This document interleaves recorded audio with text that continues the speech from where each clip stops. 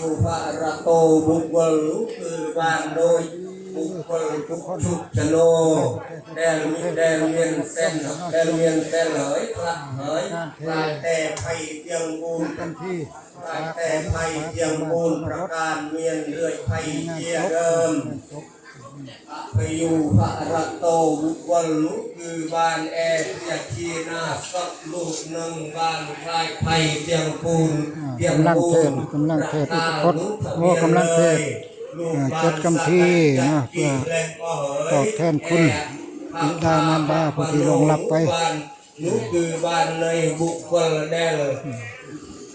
ที่ลงรับไปได้รับกุศลผลบุญลูกเต่าเหล่าล้านได้ทำบุญตั้งเทศตอบแทนบุญคุณที่มีพระคุณที่เลี้ยงมาตั้งแต่หน่อยจนใหญ่อภาพาพระมโนนุบาลในบางบรรยากาศช่วงเมียนเวียสนาบารมัยโนปัจจัยภูมิอายระเด้งเมียนทางนี้กำลังกินน้ำกันอยู่ทางฝุ่นจะเป็นทางด่านแม่ขั้วเป็นด่านแม่ขั้วทางฝุ่นทางนี้กำลังเป็นน้ำแขกบ้านเงินบ้านไทยมาซอยบุญซอยงานกันมือนี่ก็มือทรงสะพานเอาออกป่ามือนี่แดงทวีอนิยกรรมเตียงพรำประกาศวะกาเบอร์ออกชีวิตเกิดก็เตียงแต่หนึ่งเตาบังเกิดกนงนรกท่าเบอร์หนึ่งสะใดเอท่าเบอร์หนึ่งสะใดข้างบนลุกบ้านบรรยากาศบุคคลแดงบ้านสิกัดบ้านเชียงบางเทศน้ำบางเทศน้ำพ่อก็ต้มน้ำโลฟังกับฟังผู้ห้องก็ห้องน้องกุมมาโลกเงยห้องอันนิยโตนุคือบ้านบุคคลโดดยืนโลกพองเตียงกุ้งเตียงการห่อข้าวต้มข้าวเขาคนเฒ่าคนแก่เป็นให้ข้าวต้มสาธุโลอะอุกลมินบานเบียกซาเตลเกียประไดหนึ่งกำนกกดมินบานเลยกาลหนึ่งระขันเกิดหมู่เกียประมาณข้าเบอร์ตั้งสะไดละอ้อมินบานเล็กห่อข้าวต้มกันเลยช่วงนี้รองเต้าสุขติเบอร์อะบุษลเติมเอ่ยวงเวงเกียประไดมาได้เกิดการคำที่ภาษาขอภาษาพื้นบ้านข้อขอภาษาพื้นบ้านมาเบิ่งบรรยากาศมาทั้งปีเรื่อยๆนะเบิ่งบรรยากาศมาโดยจะแม่ก็เมียนสมองสาธุป่าเฮ้ยผมกี้จะได้สันเลงมันลื่นนะ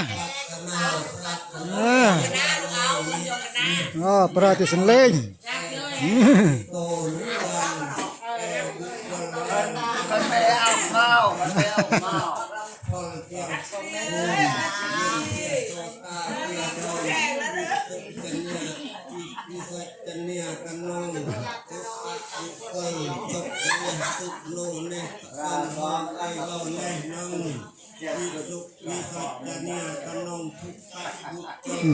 นั่นฝ่ายบัญชีผู้ตอนรับแขก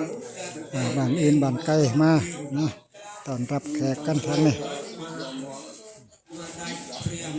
เจ้าบัญชีก็มีแต่ผู้สาวงามๆนั่นผู้สาวทั้งเป็นตกดอกงามกว่ามูยิ้มบานล้ำ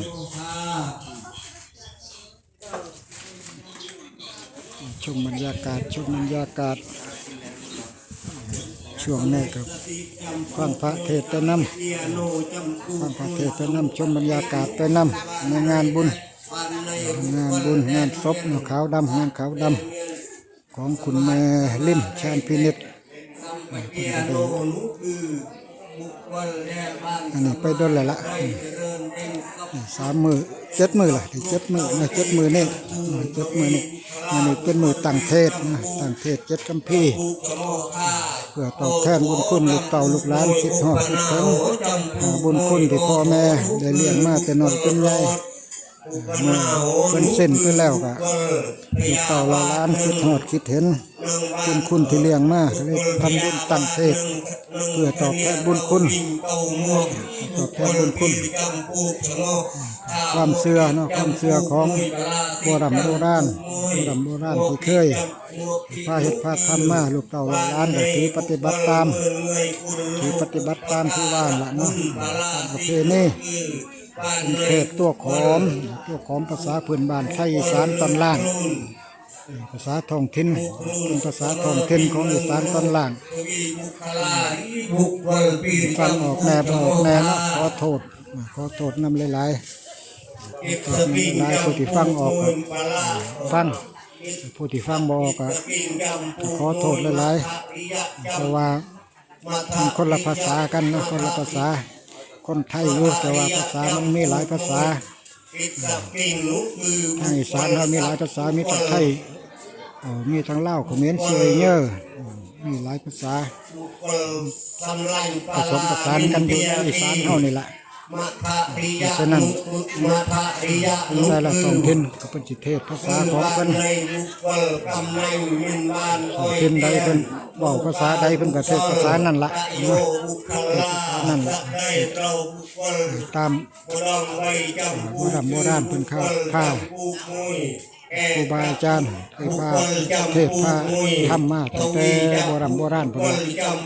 นั้นไม่มีแต่สมัยเดียวนี้มันมีมาแต่สมัยโบราณเพิ่นการเทศตอบแทนบุญคุณของผู้มีพระคุณที่เพิ่นหลวงลับไปลูกเต่าเราล้านคิดฮอด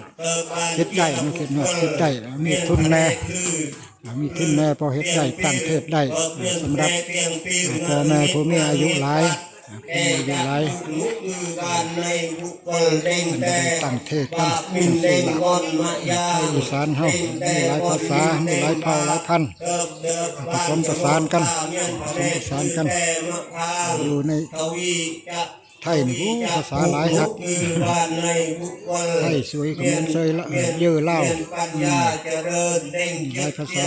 ผสมผสานกันเพราะฉะนั้นก็แต่ละท้องถิ่นเพิ่นก็เทศไปตามภาษาท้องถิ่นแต่ละท้องถิ่นนั้นตะโยบุคลาบุคคลตะโยบุคลาบุคคลใบจำปูเขมอคาอะระบุจนปัญญาจำปูนูนรับแขกพวกจนปัญญาจำปูก็เริ่มทยอยเข้ามาแล้วมันก็มีทรงสการจำปูพองเนียทรงสการคือว่าเอาออกป่านั่นแหละเนาะออกป่าเพื่อชาปนกิจหรือว่าประชุมเพลิง